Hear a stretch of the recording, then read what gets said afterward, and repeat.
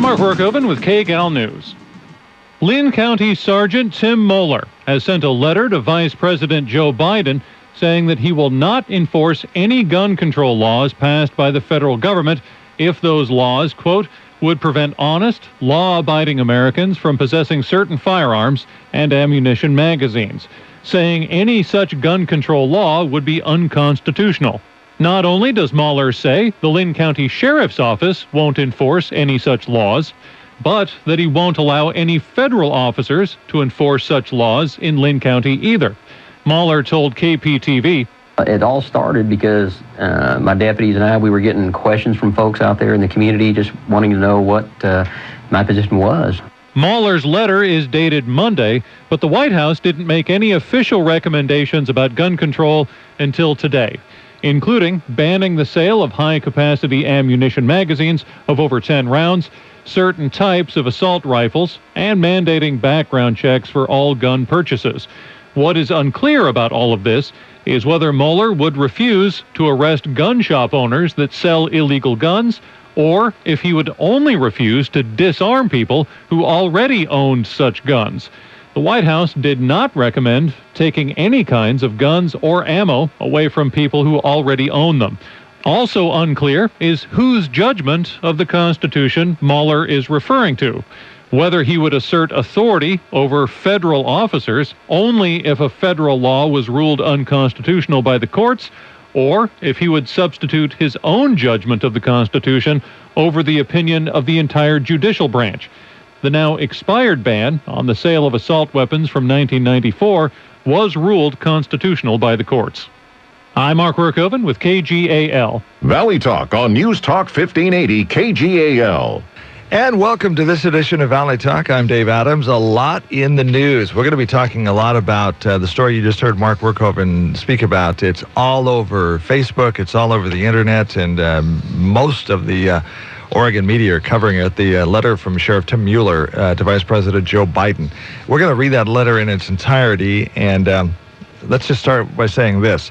One of the things that we want to do with Valley Talk is if our mission statement, if you want to call it that, is if the Valley's talking about it, we want to talk about it. And so if we have a show scheduled, sometimes we'll turn the show on its ear and reschedule the show at the last minute to try to stay on top of breaking news. That's what we've done today. And so the segment on Pacific Power and how to save money on your heating bill and lighting bill, that's been rescheduled for a later date. The segment on the Amber Alert has been scheduled to 11:30 to noon. We're going to be talking to Lieutenant Greg Hastings on that. So there's a lot of stories that we want to be talking about today. We're going to be talking about this letter to Sheriff Tim Mueller wrote to Vice President Joe Biden. We're going to have the Obama administration's plan for curbing gun control violence. In Albany, there's going to be a rail service meeting tonight at 5 and 7 p.m. to talk about the future of rail service. We're going to be talking to Jill Smith at 11:15 this morning about what's going on there. And Lieutenant Greg Hastings will be on the show today talking about the Amber Alert program. And, of course, Sunday, they had Amber Alert Day across the nation commemorating, celebrating, raising awareness of what the Amber Alert program does. So we'll be talking to Greg about what's happened in Oregon on Amber Alert. So let's jump to segment one, and that's regards Tim Mueller. Now, we did a couple of hours ago call Linn County Sheriff Tim Mueller's office. We got his secretary. We issued an invitation for Tim Mueller to be on Valley Talk via phone call today, gave him our phone number, and are right now waiting for a call for him to call to be live on the program, and extend the invitation right now on the air for him to call and visit with us about his letter, why he wrote it, and basically some of the questions Mark also raised in his newscast. So we're waiting right now for that call. And in the interim, I'm going to read you this letter from Sheriff Tim Mueller, and also we're talking a little bit about some of the administration plans from the Obama administration for curbing gun violence. And in just a minute, we're going to play an interview that we also did with Greg Hastings. There was an assault at Oregon State University. Appears to be an attempted sexual assault. They're looking for a suspect. We did an interview about that a few moments ago, and so we'll be playing that shortly. But first of all, here's the letter from Sheriff Tim Mueller. It says, Dear Mr. Vice President, I am Sheriff Tim Mueller, elected twice by the citizens of Linn County, Oregon, who have entrusted me with a noble cause to keep them and their families safe. My deputies and I take that responsibility very seriously, and like you, have sworn to support the Constitution of the United States. I take that oath equally as serious as protecting our citizens. I've worked for the people of Linn County for more than 28 years as a member of the Linn County Sheriff's Office, as well as serving 3 years active duty as a military police officer in the U.S. Army, where I also swore a similar oath. In the wake of the recent criminal events, politicians are attempting to exploit the deaths of innocent victims by advocating for laws that would prevent honest, law-abiding Americans from possessing certain firearms and ammunition magazines. We are Americans. We must not allow, nor shall we tolerate the actions of criminals, no matter how heinous the crimes, to prompt politicians to enact laws that will infringe upon the liberties of responsible citizens who have broken no laws. Any federal regulation enacted by Congress or by executive order of the President offending the constitutional rights of my citizens shall not be enforced by me or by my deputies, nor will I permit the enforcement of any unconstitutional regulations or orders by federal officers within the borders of Linn County, Oregon. In summary, it is the position of this sheriff that I refuse to participate or stand idly by while my citizens are turned into criminals due to the unconstitutional actions of misguided politicians. Respectfully, Sheriff Tim Mueller, Linn County, Oregon.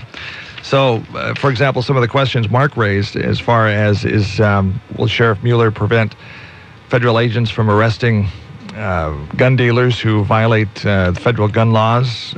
There's just a lot of questions here, but obviously Sheriff Tim Mueller has stated his opinion, as I read in the letter here just a second ago. And we're monitoring the phone lines. If Sheriff Tim Mueller would like to call and be on the program, there is an open invitation right now to do so. The Obama administration plan for curbing gun violence, as you heard just a moment ago on CBS News, especially the assault weapons ban and some of the other things that have been raised, proposals that have been raised by the Obama administration, it's not looking likely that these will be passed, but that's yet to come. Requiring congressional action, requiring background checks on all gun sales, reinstating the assault weapons ban, 10-year ban on high-grade military-style weapons expired in 2004. We've got a phone call coming up. We're going to take a break right now and see who that is. Back in Valley Talk in just a moment. My mom and dad went car shopping on Saturday. Dad really did his homework. He kicked the tires, checked under the hood, he test drove 8 or 9 vehicles, and then my mom made her decision. That's how it works in my house. Finding the right deal is child's play at Premising Motors. Since 1969, when we opened our doors in Lebanon, we treated people differently, and they kept coming back. Because at Premising, we don't treat you like just another deal. You're our neighbor, our friend, part of the family. Juggler Curtis Carlisle will be performing for the 27th Children's Performing Arts Series presented by the Albany Parks and Recreation Department. All performances are free at the Linn Benton Community College campus, Saturdays at 10 a.m.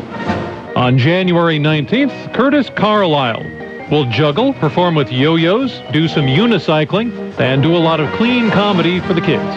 Once again, that's January 19th, a free show at the Linn Benton Community College campus.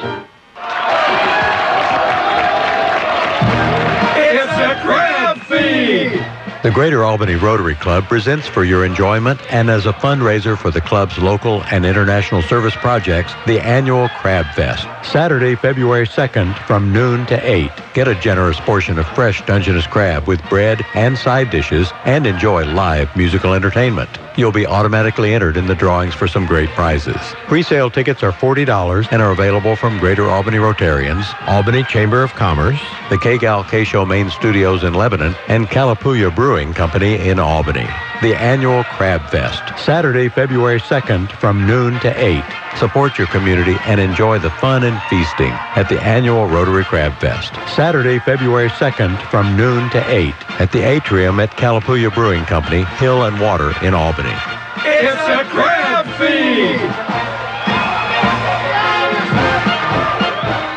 The Albany Regional Museum presents a special showing of We Grew Wings at the Venetian Theater on January 19th at 1 p.m. The award-winning documentary film chronicled the untold story of the University of Oregon women's track and field team during the early days of Title IX. Executive producer is former West Albany U of O track star Ellen Schmidt-Devlin. She will be at the museum on the 26th at 12 noon to give a special free presentation. Tickets to the film on the 19th are available at the Albany Regional Museum. This is Chris Latimer from the Boys and Girls Clubs of the Greater San Am. I'd like to thank you for supporting the club in 2012 by investing with us in services to East Linn County kids. I'd also like to invite you to our Founders Celebration on January 26th, when we'll recognize the visionaries of the past, true champions of children in East Linn County, and formally celebrate the 20th anniversary of the 5th Street Clubhouse. Please call 541-258-7105 for details or visit bgcgreatersanam.org. I hope to see you there. Laugh, cry, or get scared spitless with When Radio Was. Weeknights at 10 on 1580 KGAL. Valley Talk continuing now. I was not Sheriff Tim Mueller on the phone. We hoped it was, but it was not, so we will continue on with the program talking about the letter that Linn County Sheriff Tim Mueller wrote to Vice President Joe Biden that he will not support any efforts by federal agents to, as the sheriff puts it, exploit the deaths of innocent victims by advocating for laws that would prevent honest, law-abiding Americans from possessing certain firearms and ammunition magazines. So we'd like to talk to the sheriff about specifically what he will do in Linn County. Some of the recommendations from the Obama administration for curbing gun violence are reinstating the assault weapons ban, like we said a moment ago. That, according to a lot of political observers, is going to have a hard time in Congress. Other proposals from the Obama administration include renewing a 10-round limit on the size of ammunition magazines, prohibiting the possession, transfer, manufacture, and importation of dangerous armor-piercing bullets, sending confirmation of a director for the Bureau of Alcohol, Tobacco, Firearms, and Explosives. Agency has been run by an acting director, whom Obama will nominate to become director. New gun trafficking laws penalizing people who help criminals get guns. Executive order. There's a list of these. You can go on the internet and check them out. Some of those address legal barriers and health laws that bar some states from making available information about people who are prohibited from having guns. Improve incentives for states to share information with the background check system. Make sure that federal agencies share relevant information with the background check system. Direct the Attorney General to work with other agencies to review existing laws to make sure they can identify individuals who should not have access to guns. Direct the Centers for Disease Control and Prevention and other agencies to conduct research into the causes and prevention of gun violence. Clarify that no federal law prohibits doctors or healthcare providers from contacting authorities when patients threaten to use violence. Give local communities the opportunity to hire up to 1,000 school resource officers and counselors. So there's a number of recommendations here. This one raises some questions. How does the Obama administration propose to give local communities the opportunity to hire 1,000 school resource officers and counselors? Are they going to pay for those, or just what? I won't read the list because we don't have time to do so. But we wanted to keep this segment of the show open for Sheriff Mueller to call because we have a lot of questions we want to talk to him about. He has not availed himself of that opportunity. Hopefully, we will be able to talk to him in the future, get him on the program either on a recorded basis or a live basis and talk to him about specifics. We've got a lot of questions about this letter and looking for some answers. So hope to get those in the future and share those with you. Lieutenant Greg Hastings of the Oregon State Police is going to be on the last part of the show talking about the Amber Alert. There was another story that we talked to him about this morning, and that is of an assault on the campus at Oregon State University. So by way of recording just a few moments ago, we talked to Lieutenant Hastings about that incident at Oregon State University and got some information as far as the identity of the suspect and exactly what happened. So Greg, thank you for being with us on Valley Talk. Good morning.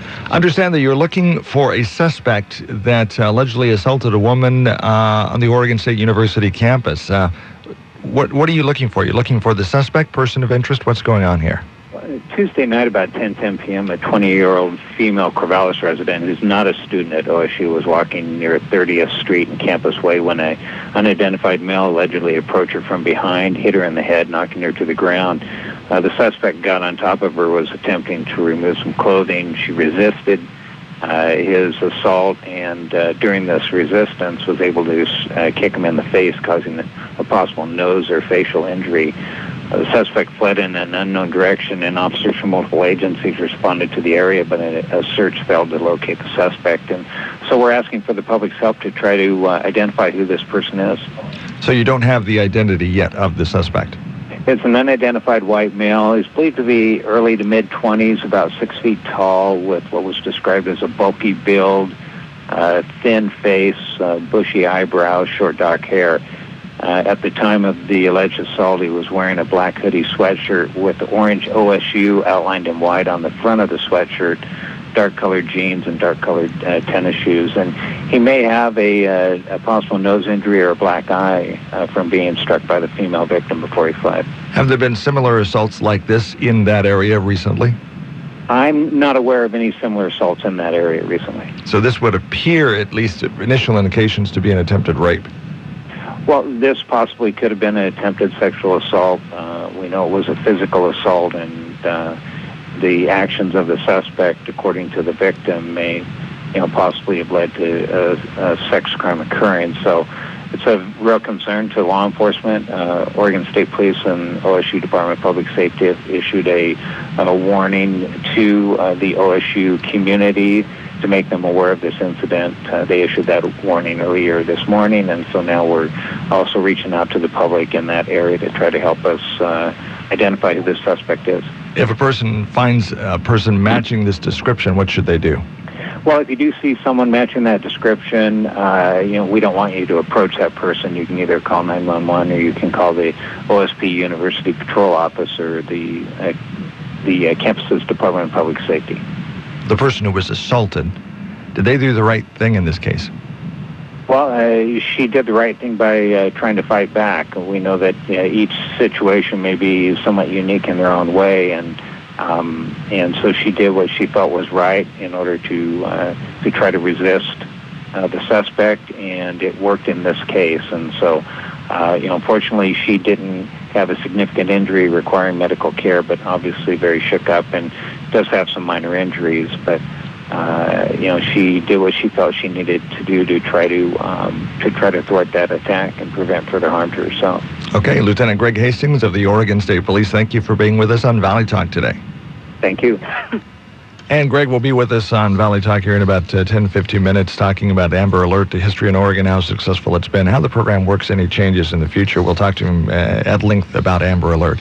Right now, live with us on the phone is Jill Smith with the Oregon Department of Transportation. Jill, thank you for being with us today on what's turning out to be a rather busy show.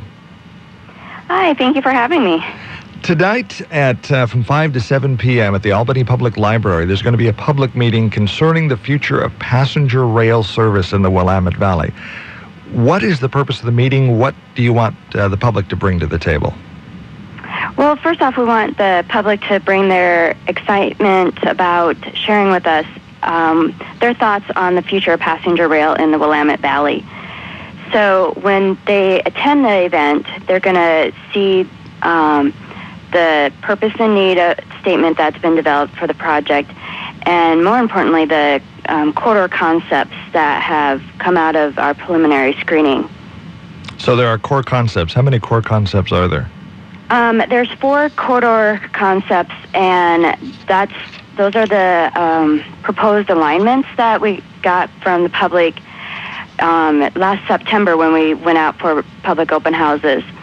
And they range from a line going from Eugene to Corvallis to McMinnville and then into Portland. There's one that goes along with I-5. There's the current alignment. And then there's a variation for using parts of the Oregon Electric line. How important is rail service, specifically to ferrying passengers and taking some of the stress off of the highways and byways of Oregon? I know that they have specific funding programs that are designed to aid things like rail, air travel, so on and so forth, to take some of the heat off the pavement. Well, that's an excellent question. What it is that we're looking ahead at the anticipated transportation needs of the state. And in the Willamette Valley alone, it's projected that the population is going to grow by 35% in the next 25 years. But at the same time, the freight volume in Oregon is going to grow by 60%. And so if we don't look at other modes of transportation, our highways are just going to continue to get more congested.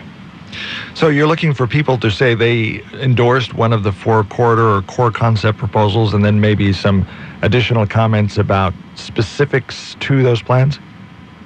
Yeah, that's correct. And we want people to share with us their thoughts on the corridors, if they agree with them or if they don't like them. And then we want them to share with us about what's really important to them.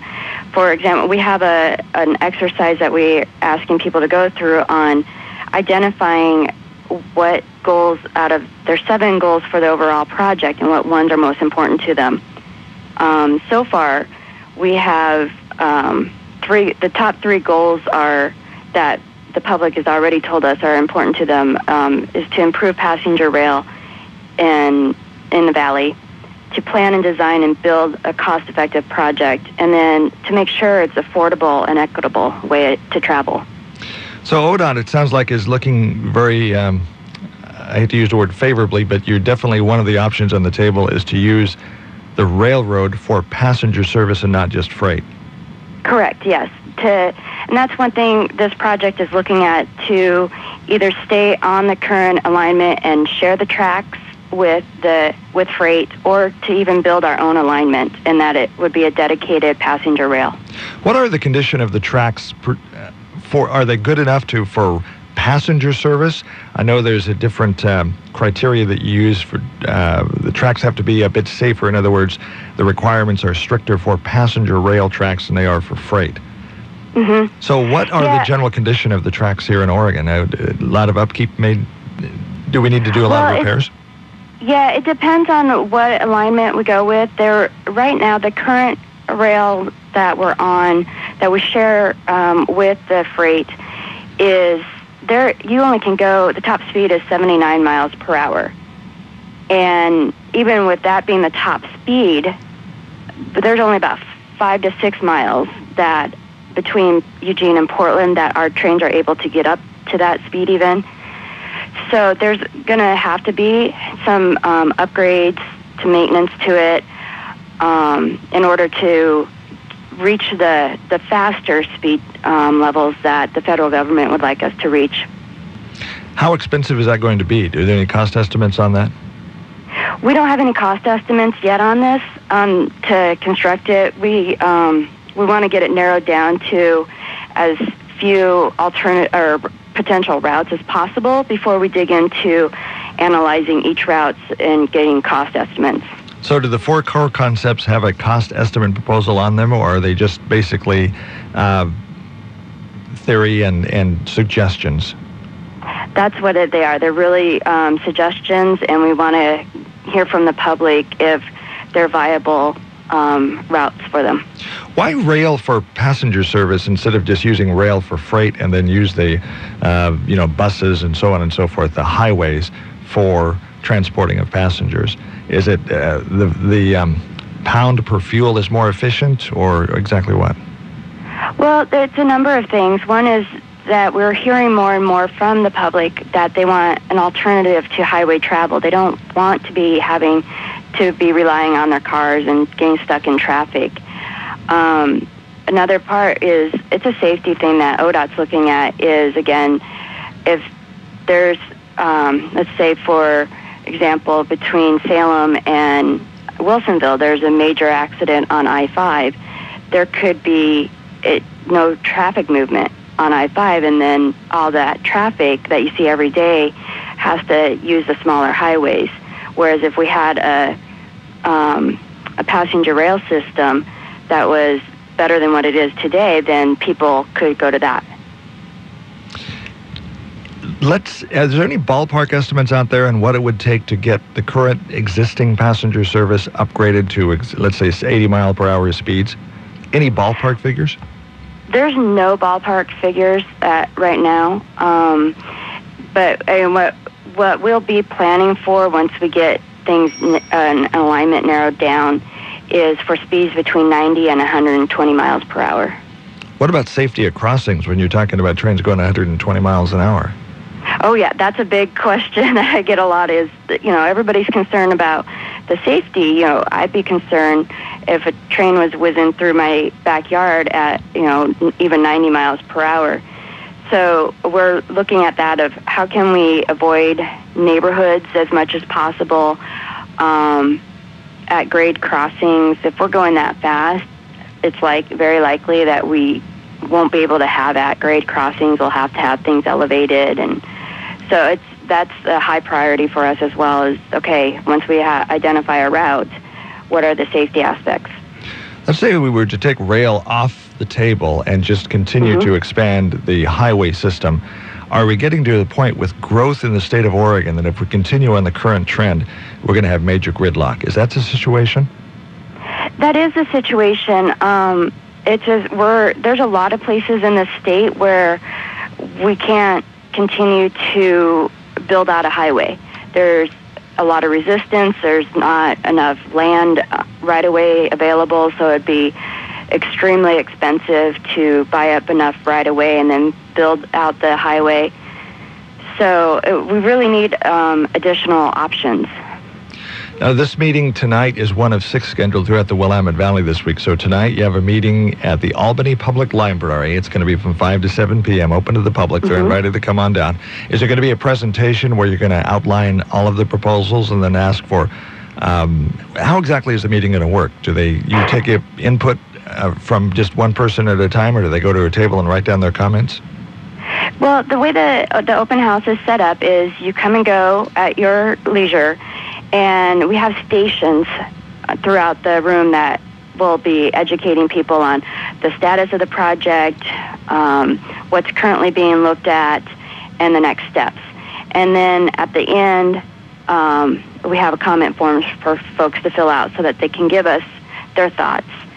If people aren't able to attend the open house tonight, we do have it. The exact same open house is online. And it's another great way to provide feedback. What are the other 5 meetings scheduled throughout the Willamette Valley this week? Did we have meetings Monday and Tuesday, or what? We had 3 meetings last week, 2 up in the Portland area and 1 down in Springfield. And then this week, yesterday we were in Oregon City, tonight's Albany, and tomorrow night is in Salem. Do you have the time, location for the Salem meeting? Salem is from 5 to 7, and it's at the Shemeketa Center for Business and Industry, which is on High Street in downtown. And people can just show up to that? Yep, you can show up. It doesn't matter if you live in the Salem area or the Albany area. Everybody's welcome. What's the timeline in going forward? You take the information from these public meetings, and what schedule or timeline do we have to move this forward? Well, we have overall, this project needs to be done by 2015. And being done means that the Federal Railroad Administration has accepted our decision on the route, the station locations, or we always have the no-build option, which is we just keep things the way they are today. So in 2013 and 2014, we're going to be doing a number of outreach to the public in the forms of open houses like tonight, as well as going out to communities and having smaller group meetings and presentations. If people want to contact your office and find out more information about it, I'm sure there's a website available. And then if they want to talk to a person, is there a person they can visit with? Yes, they can go to our website, which is OregonPassengerRail.org, or they can contact me directly, and my phone number is 503-986-3985. Okay. Jill Smith is with the Oregon Department of Transportation. Again, don't forget the meeting is tonight at the Albany Public Library. It's free of charge, open to the public, between 5 and 7 p.m. Stop by, visit the various stations that they have set up, and then please give your input so that you can have a voice in what happens with the future of transportation here in the Mid-Willamette Valley. Jill, thank you for being with us on Valley Talk today. Thank you. Okay, bye-bye. Bye-bye. Interesting show today, covering a lot of territory, and we also have an interview that we want to share with you. This is an event coming up at Oregon State University. We talked with Aaron Sneller, who is with the OSU Music Department, and they have a very interesting event coming up this Thursday at 7:30 p.m. regards to a Chinese orchestra using some very antique and very interesting instruments, shall we say, and martial arts. So if you're into martial arts or into Chinese music or just into entertainment, might want to check it out. We had a chance to talk to Aaron Sneller just a moment ago from the OSU Music Department. Welcome to Valley Talk. And this Thursday at 7:30 p.m., they have a unique entertainment experience with a Chinese orchestra and using, from what I understand, very old antique instruments. Is that correct, Aaron? Yeah, they are. They're things like a bone flute and chime bells, and they are replicas of actual instruments that have been unearthed from ancient tombs. So tell me about the event Thursday night.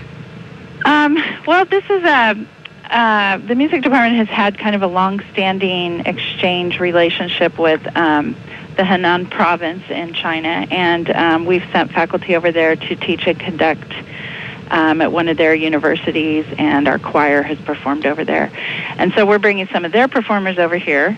They're doing a little bit of a U.S. tour. They performed in Ashland 2 nights ago, and they're going to be in California and then head to the Midwest. But it's something that's never been seen in America before. This is a group from the National Museum of China that's one of the oldest museums in the country. And it's an orchestra that plays these ancient instruments, and then in the middle of the performance, they're going to do a martial arts show, which is just going to be spectacular. And then at the end, they're going to do a little bit of a musical play about the traditional Chinese Lantern Festival. What's the cost? It's free. It's free to the public. The doors open at 6:45, and it's general admission seating. So who should attend? Musical people that are fans of music, martial arts, both?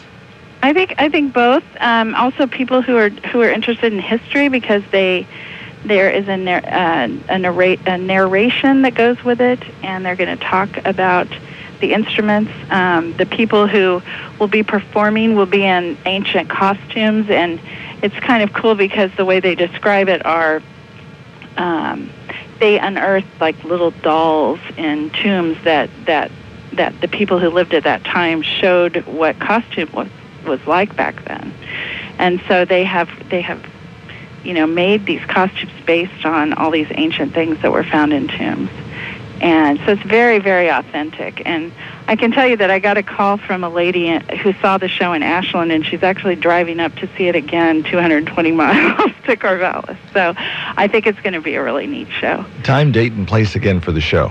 LaSalle Stewart Center, Thursday night, 7:30 p.m. Where do the performers hail from? They are from the Henan province in China. Okay, and I interrupted you before you said 7:30 p.m. 7:30 p.m. and doors open at 6:45, and I do expect people to kind of line up. Seating's first come, first serve. So. How often do you have performers of this caliber at Oregon State? Well, we bring in international performers in our piano series and to perform with our symphony, but this is kind of a big deal because this particular kind of group doesn't tour outside of China very often. So it's not something that has been seen in the United States before. So we're really excited about that. RSVP or first come, first serve, and I want to be first in the line. Well, we hope you come and enjoy it. So if people that really want to watch this, they need to get there early for a good seat. Is that correct? Yeah, we do. Because it's free, we do expect a good crowd. We heard that the concert in Ashland was pretty packed. But don't let that scare you away. We've done this kind of thing with military bands and some other free performances before, and we'll get people seated. Just need to get there early. Alrighty. Aaron Sneller, OSU Music Department. I know it's a busy day for you. Thank you for being with us on Valley Talk. Thank you. Time is 11:39. Thanks to Aaron for being on the show today. We do want to add something to the rail service section of the show that we did just a moment ago here with Jill Smith. There is a place online that you can go to the Oregon.gov website, Oregon.gov/ODOT/rail, or simply do a Google search for passenger rail service in Oregon, and it will pull up this webpage. It's the Passenger Rail Program webpage. It has the information on there regards to contact, projects that are on the table, grade crossings, and all kinds of information and contact information that you wanted to check out regards to passenger rail service in Oregon and what they're looking at and how you can interface with the state and give your input. This is Valley Talk, and when we continue in just a moment, we're going to be talking to Lieutenant Greg Hastings of the Oregon State Police about the Amber Alert program. Thank you for being with us on the Valley Talk program today. One of the things we haven't mentioned yet that we do need to do so right now is Quiznos Taste on Us. If you would like to win a $10 gift certificate for Quiznos, it can be for sub sandwiches, chips, drinks, whatever, send me an email with Quiznos Taste on Us on the subject line. Send it to dave@kgal.com or call the station at 926-KGAL or 451-KGAL. At the end of the show today, we're going to pull the name out of the hat, and that person will get a $10 gift certificate for Quiznos in Albany for anything in the store. And the location of the store is next to Novak's Restaurant and also next to the former G.I. Joe's Sporting Goods location, not far from the KGAL Valley Talk studio here in Albany. I'm Dave Adams, and the program will continue in just a moment. The Osgood File. This is Charles Osgood on the CBS Radio Network. The regime in North Korea is not keen on letting its people in on what's going on in the rest of the world. They don't call it their hermit kingdom for nothing. It's not a kingdom, of course. North Korea is a communist dictatorship. The people are kept dirt poor and uninformed about everything. The government has its own Twitter account, but only follows 3 other users. 2 are propaganda, but the other belongs to a 25-year-old guy from Texas named Jimmy Dushku, who, according to our CBS News colleague Terrell Brown, does not seem to be their sort of guy at all. Not what you'd call a cautious type. Jimmy Dushku loves fast cars, fast motorcycles, and fast jets. He also loves the band Coldplay, which he's seen perform 58 times and counting. I've been called the biggest Coldplay fan. If you Google it, I'm the first thing to show up on my website. Furthermore, he's an out-and-out capitalist, as you'll hear after this. You went to bed with your life savings in the bank, and you woke up broke. That's because an ID thief stole your identity, took over your bank accounts, and stole everything, including your retirement. And then it hits you. Wait, why didn't your identity theft protection help stop this? Because you didn't have the most comprehensive ID theft protection service available. LifeLock Ultimate. I have it, and I want to be sure you have it too. LifeLock goes way beyond guarding your identity, your good name, and your credit. Those are essential. But now, LifeLock is the only identity theft protection company that monitors bank accounts for takeover fraud. Look, LifeLock can't protect you or your bank accounts if you're not a member. Visit LifeLock.com for details and use my last name, Osgood, to get 10% off your LifeLock Ultimate membership. Or call LifeLock and mention Osgood. 1-800-838-8040. That's 1-800-838-8040. One more time. 1-800-838-8040. Network does not cover all transactions and scope may vary. What is it that the North Korean regime likes about American hotshot Jimmy Dushku?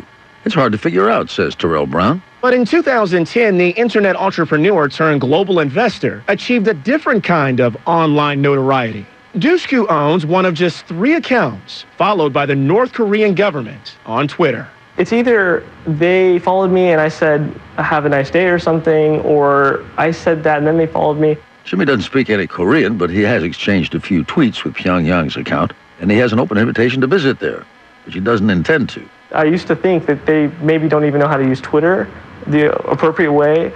I mean, if you go look at their account, they favorited one of their own tweets. Jimmy has never been cautious before, but he'll ask anybody he meets, how can you trust anybody who would favorite their own tweets? And I can't explain the feeling, but it made me change everything. I've been so cautious. The Osgood File. Charles Osgood on the CBS Radio Network. There's a lifetime of reasons why I went to Awesome DeFore Funeral Home for pre-planning. By making the decisions ahead of time, my family knew what I wanted and didn't have to struggle over what to do or how to pay for it. It was much easier for the advanced planning consultants at Awesome DeFore to guide me through the process than it would be for my loved ones. And I know I can count on Awesome DeFore to make sure things go smoothly when the time comes. Awesome DeFore Funeral Home on Ellsworth in Albany. GoToMeeting is the powerfully simple way to meet and collaborate online. Here's MindJet's Chief Marketing Officer, Yasha Kakis-Wolf, telling us why he believes in GoToMeeting. For us, using GoToMeeting is our answer. It's the way that we move forward. It's what allows us to be successful. We're able to share the ideas, the plans with everybody, inside of our company and out of our company. Visit GoToMeeting.com. Click the Try It Free button and enter promo code 45 for a free 45-day trial. GoToMeeting. Meeting is believing. Because Mike switched to Geico and saved hundreds of dollars on car insurance, his money clip wants to shake his hand, firmly, for a solid 3 seconds. But it can't. Fact is, most money clips don't have hands to shake with. Switch to Geico, and every time you notice the extra cash, you'll know your money clip wants to give you a firm handshake. But remember, it can't. It doesn't have hands. It is, however, happy that you're saving money. Geico. 15 minutes could save you 15% or more on car insurance. You can call us Lefty or you can call us Righty. We just call it Smarty Talk on 1580 KGAL. Thank you for being with us on Valley Talk today. Busy show. Again, don't forget to sign up for Quiznos Taste on Us. Again, my email address, dave@kgal.com, or call the station at 451-KGAL, 926-KGAL. Incidentally, if there's a topic that you would like us to cover on Valley Talk, I'm very interested in hearing from you. One thing we say on the show is if the Valley's talking about it, we want to talk about it.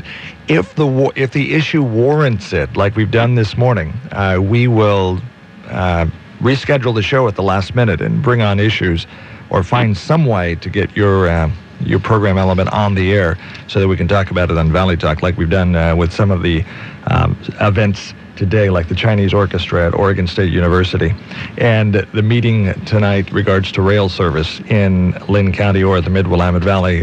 If you want to know about it, we want to talk about it right here on Valley Talk. Lieutenant Greg Hastings is on the phone with us. Greg, thank you for being with us on Valley Talk. Thank you, Dave. I appreciate it. Let's talk about the Amber Alert program, and I'm sure everyone listening to the show has heard about the Amber Alert program. How long has this been going on? What's got its start?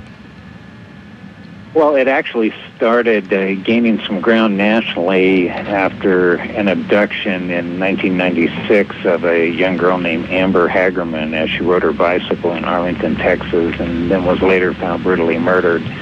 And since that's really gained some traction nationally here in Oregon, our program's been going on for 10 years, and it now is something which is in all 50 states.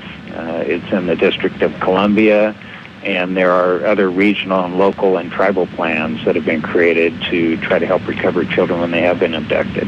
How successful has this been in Oregon? Well, in Oregon, it has been very successful. We have had, since our program started, 18 activations that have been involved with the successful recovery of 20 children who have been the subject of those Amber Alert activations.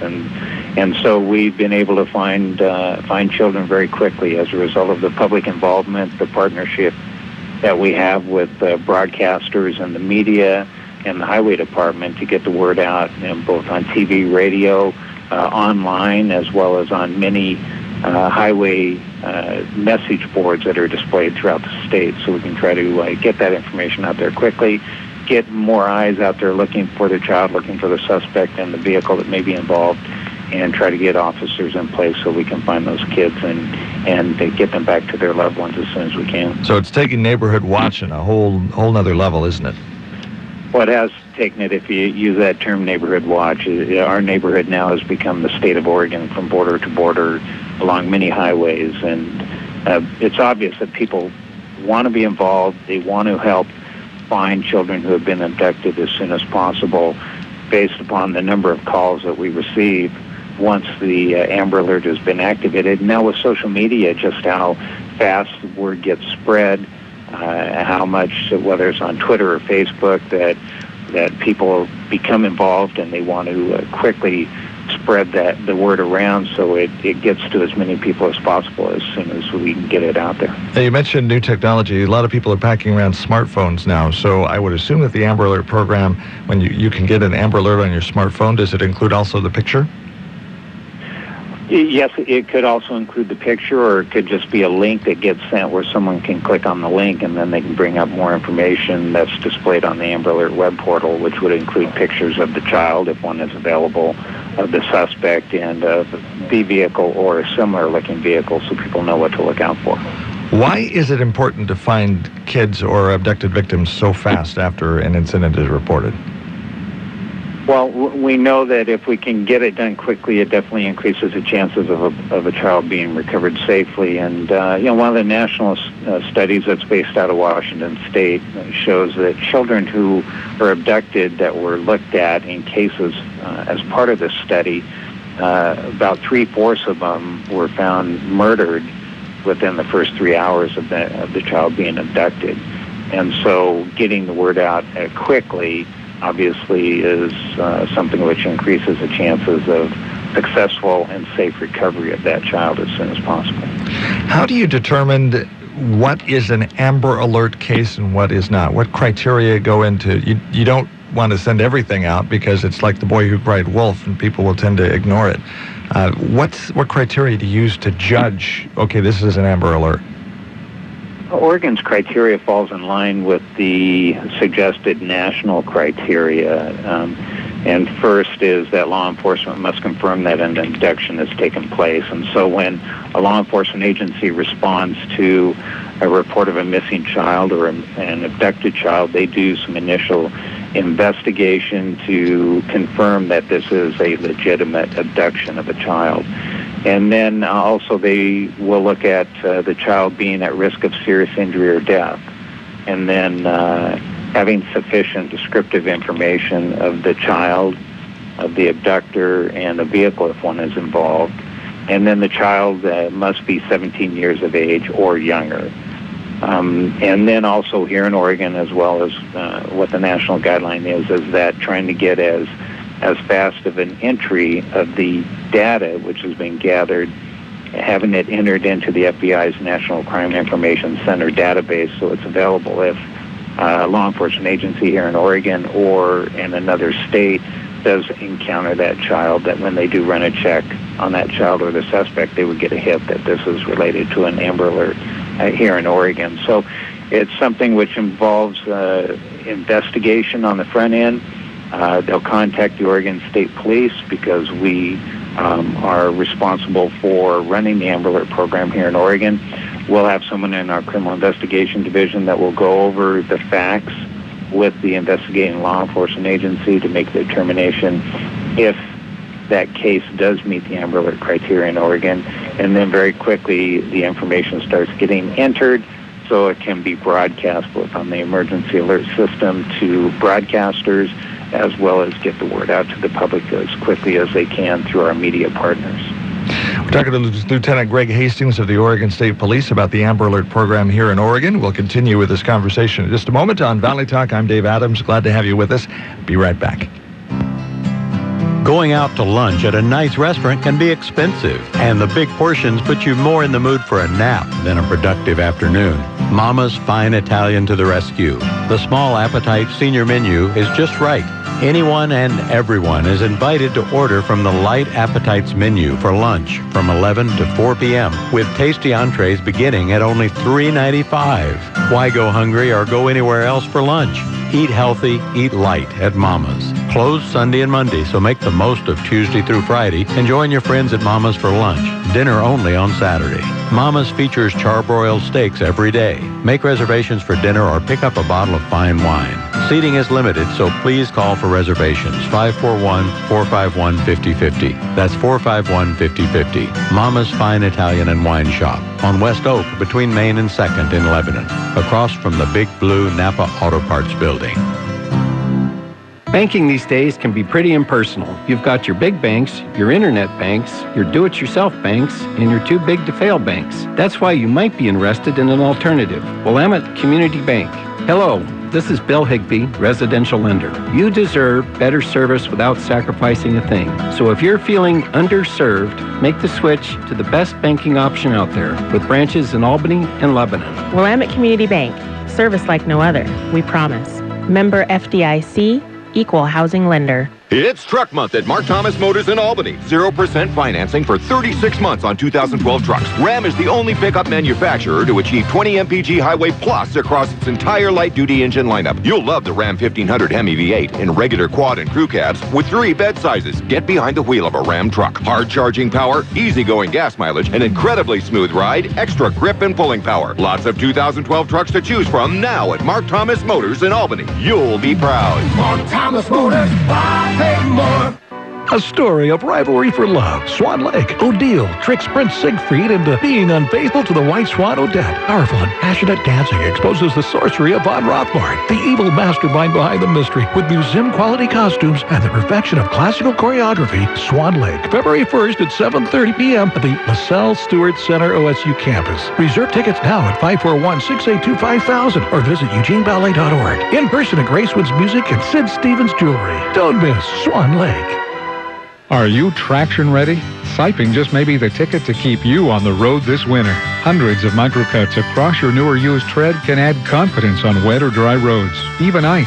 Canega Tire Factory in Lebanon has the lowdown on siping and everything else traction. Studs, chains, even studless no tires. Goodyear, Yokohama, Nokian, and more are the tires to trust. And Canega's ASC certified mechanics you can trust. Still at the Y in Lebanon. The place to buy your tires and more is still Canega Tire Factory. From PCs to the internet, Kim Commando has the answers. Saturday mornings on News Talk 1580 KGAL. Valley Talk on the phone line with us is Lieutenant Greg Hastings of the Oregon State Police. And Greg, very beginning of this program, we did a pre-recorded interview with you about an assault that occurred at Oregon State University. Where are we? Are we still looking for the suspect in that case? We are still looking for the suspect, and hopefully we'll get some tips that we can follow up on today, and then we'll be looking at to the possibility of having a sketch developed if we can get sufficient descriptive information from the victim in order to develop one to try to help identify who the suspect is. Who are we looking for? Let's briefly go over that again. There was an assault. When did it occur? Who are we looking for? Well, it occurred last night about 10 p.m. A 20-year-old female from the Corvallis area who is not a student at OSU was walking along a street on the north part of the campus when an unidentified male approached her from behind.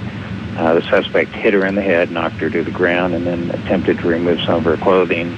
She resisted very actively, was able to kick the suspect in the face, possibly causing a nose injury or a black eye. And so we're looking for a white male, early to mid-20s, about 6 feet tall, described to have a bulky build, short dark hair, and a thin face. And he was wearing a black hoodie sweatshirt with orange OSU outlined in white on the front, dark-colored jeans and shoes. And again, he may have a possible nose injury or black eye from being struck by the female victim.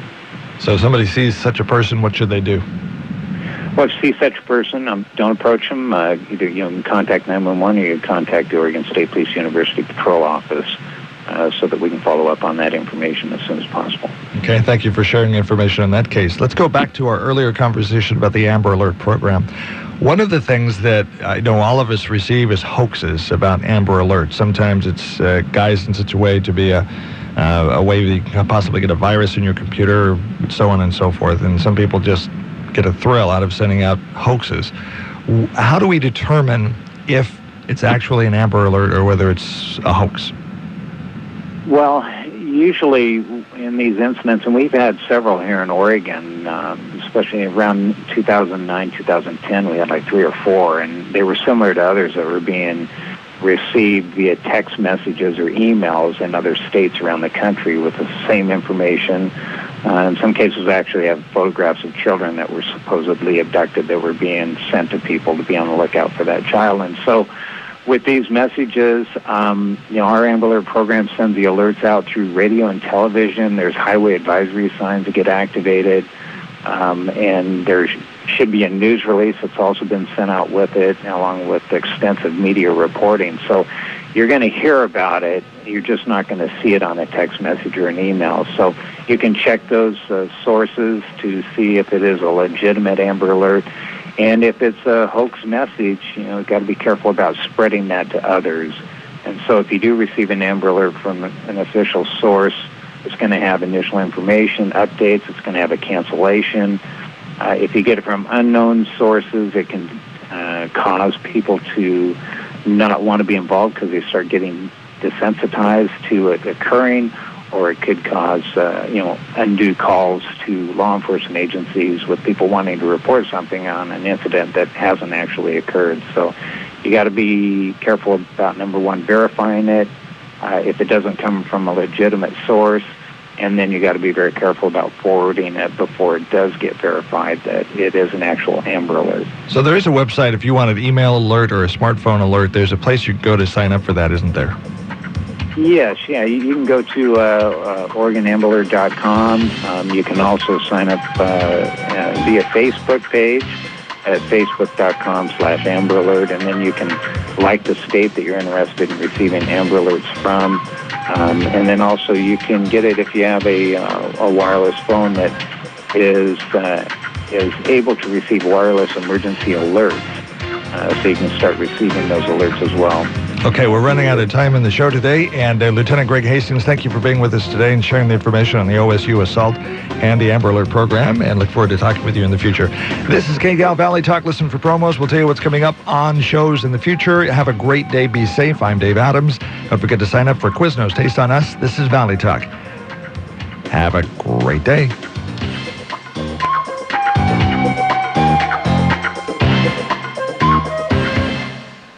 Your first choice in local news, sports, and smart talk. This is News Talk 1580 KGAL, Lebanon, Albany, Corvallis.